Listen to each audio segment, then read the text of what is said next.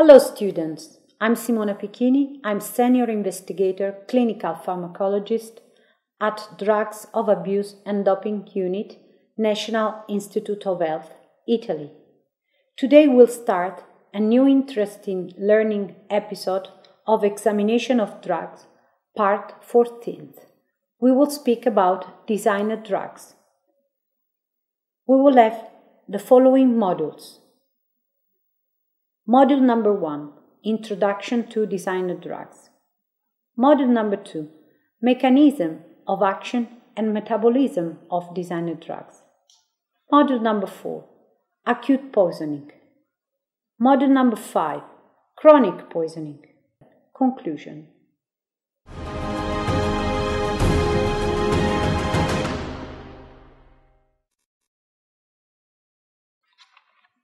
Why are these drugs called designer drugs?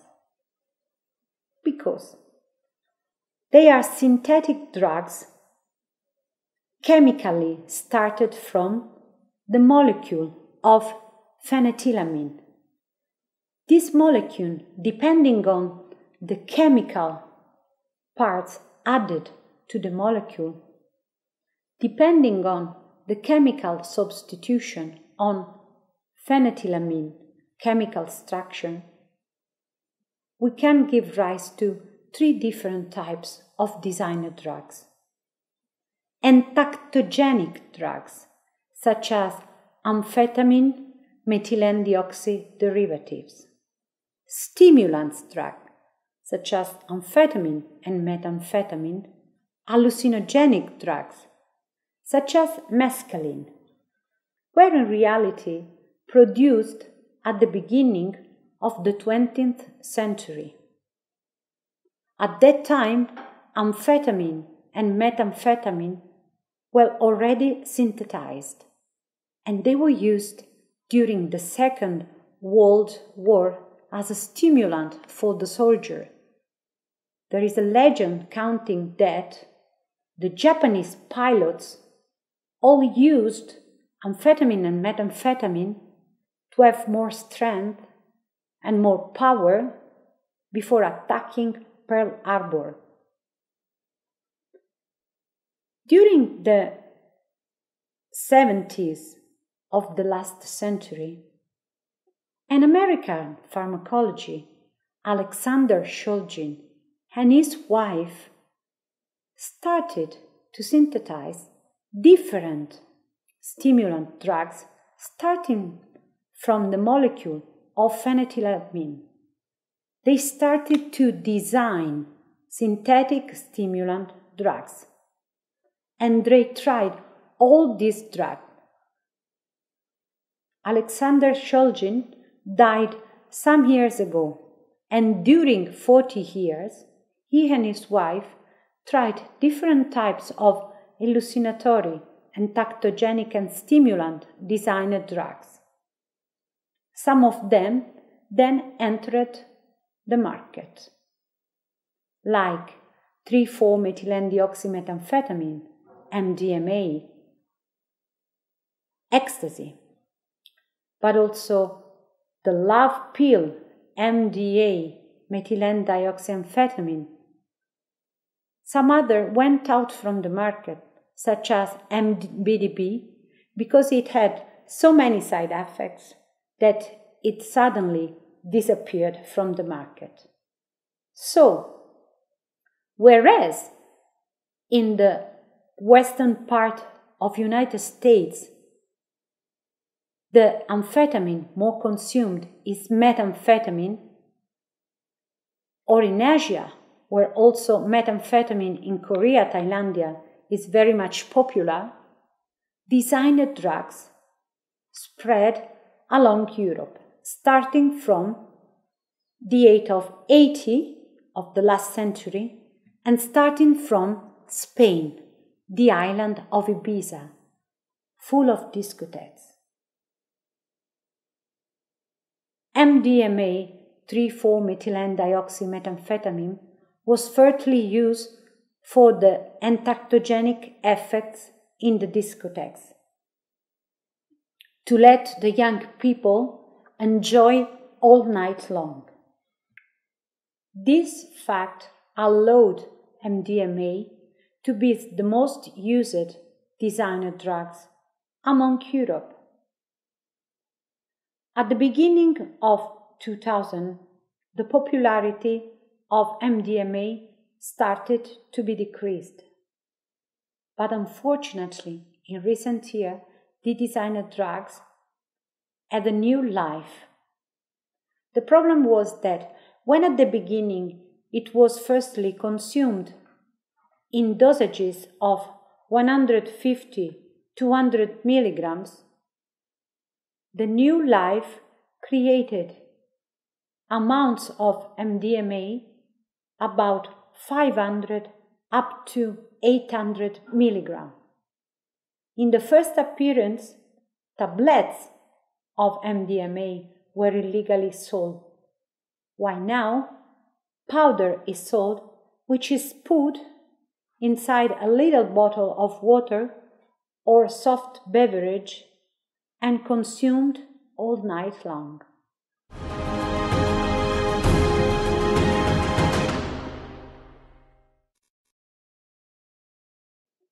Designer drugs are amphetamine type stimulants. They display an action on the brain similar to that of amphetamine, but the neurotransmitter involved is dopamine in case of amphetamine and methamphetamine, and serotonin in case of 3,4-methylenedioxyamphetamine derivatives, such as, for example, MDMA. All these substances do not have receptors on neurotransmitter synapses, so they have an indirect action on these synapses, since they inhibit the reuptake of neurotransmitters inside the brain. This means that if we have an upper synapsis, an intersynaptic space, and a lower synapsis, the neurotransmitter is liberated in the intersynaptic space, then is absorbed in the lower synapses, but then it comes back to the upper synapses to restart the process. Well, amphetamines and all the designer drugs are reuptake of neurotransmitter inhibitor.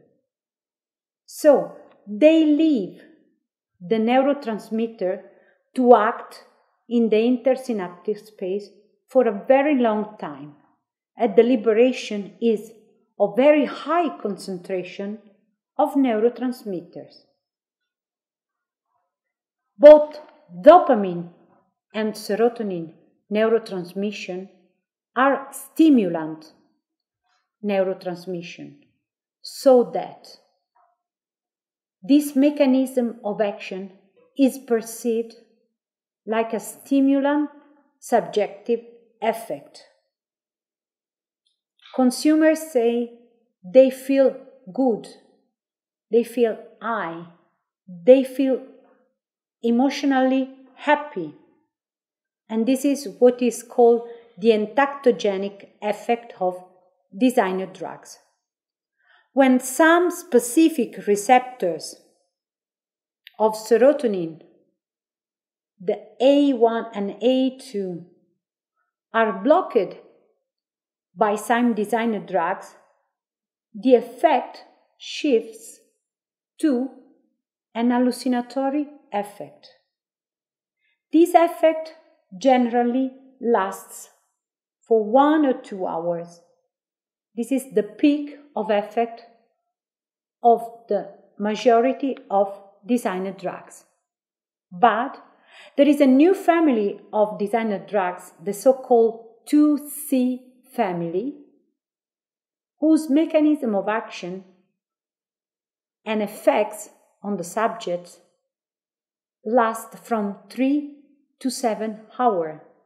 So this is a continuous stimulus that sometimes is perceived like a state of anxiety, so that many consumers of designer drugs needs to consume also sedative drugs during the night to sedate the continuous long-lasting stimulation of the designed drugs.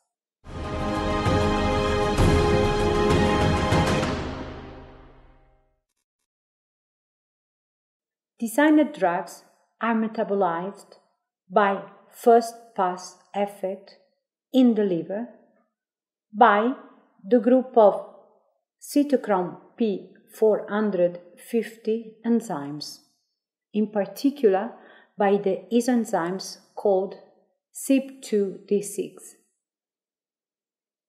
There are many drugs inhibiting this enzyme which can block the metabolism of designed drugs, especially 3,4-methylenedioxy amphetamine derivatives such as MDMA, MDA, MDE, MBDB, creating an overconcentration of this drug inside the body and a higher toxicity.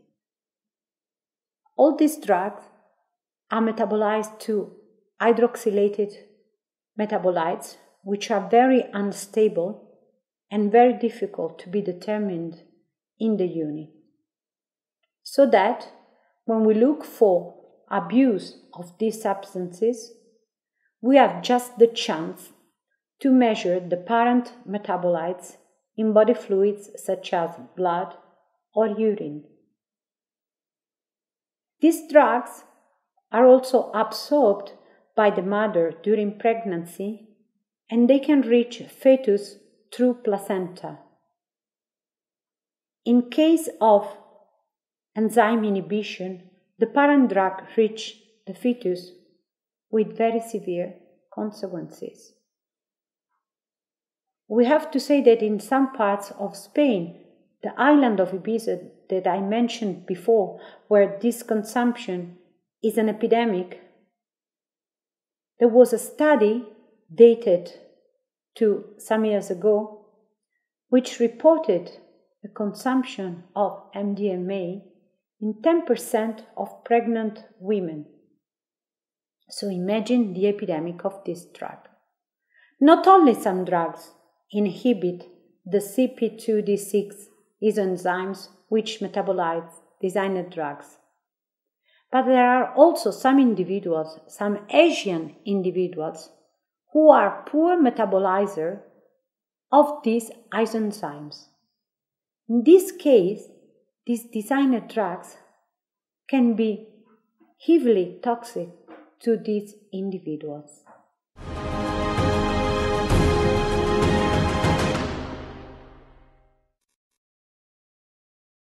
In case of acute poisoning by designed drugs, in many emergency departments, we observed effects such as agitation, nervousness, anxiety, arrhythmia, panic, psychosis, paranoia, palpitation, arterial hypertension, but the most important severe effect in acute poisoning is hyperthermia, because these substances have an effect to block sweating, so water is not eliminated from the body and the temperature can reach levels of 42 degrees centigrade.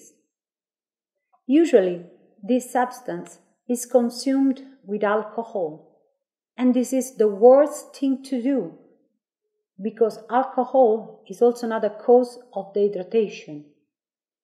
Instead, it is advisable to consume a lot of water or water drinking in order to try to sweat and lower the individual temperature. Another severe effect, it is what it is called serotonin syndrome. This hyperstimulation of all the serotoninergic neurotransmission. We have the individuals with convulsion, drowsiness, dizziness, not responding to the stimuli, and something this acute effect can lead to death. Because of these symptoms of acute poisoning, and in order to avoid these symptoms,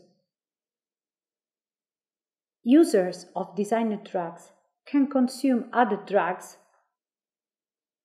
which can do a counter effect on this side and non-desired effect.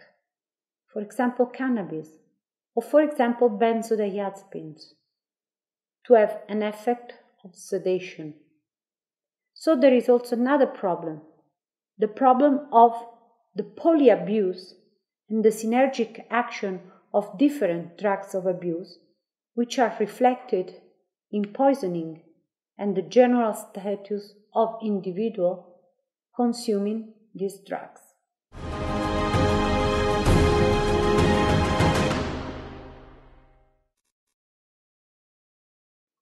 In case of long-term consumption of designer drugs, the major problem is neurotoxicity, because with the hyperstimulation of dopamine and serotonin neurotransmission, there is a risk to develop a neurotoxicity due to morphological changes of the part of the brains with dopamine and serotonin neurotransmission.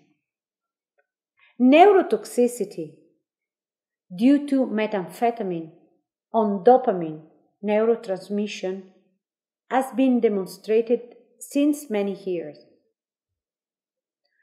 This impairs short-term and long-term memory, and sometimes it is irreversible because some synapses completely disappears from the brain. Regarding the effect of 3,4-methylenedioxy amphetamine derivatives, we mentioned that they act mainly on serotonin neurotransmission. Well, in this case, the neurotoxicity has been revealed to be reversible and not irreversible. But there is another problem. Serotonin neurotransmission and serotonin synapses are 1/10 of dopamine synapses.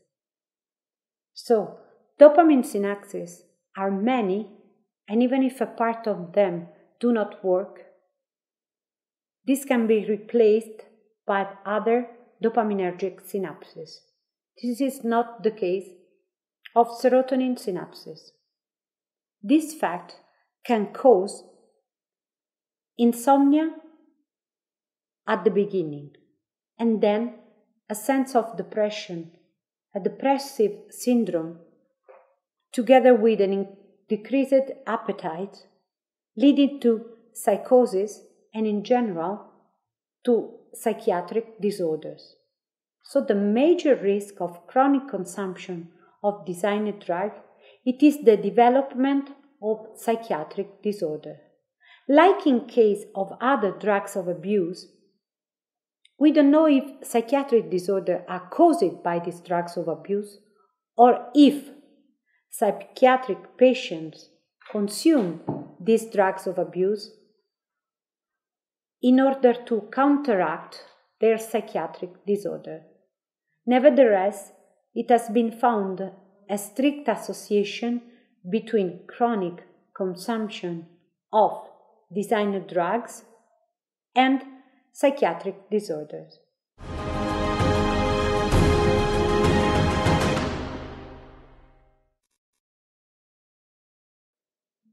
Differently from other drugs of abuse, usually the recreational use of designer drugs is not continuative every day, but since it is on recreational basis, usually it is in weekends, so that the abuse liability is not so high as in case of cocaine or in case of heroin. and detoxification and rehabilitation from the use of designer drugs can be easier than that of cocaine and heroin. The real problem is that sometimes we are facing polyabuse consumption. I mean, not only MDMA. And it is well known then, after 2 or 3 years, since the serotonin neurotransmission, unless that the dopamine neurotransmission, these designer drugs no more give the same effects than in the first years. So a heavy risk is the shift from designer drugs to cocaine consumption.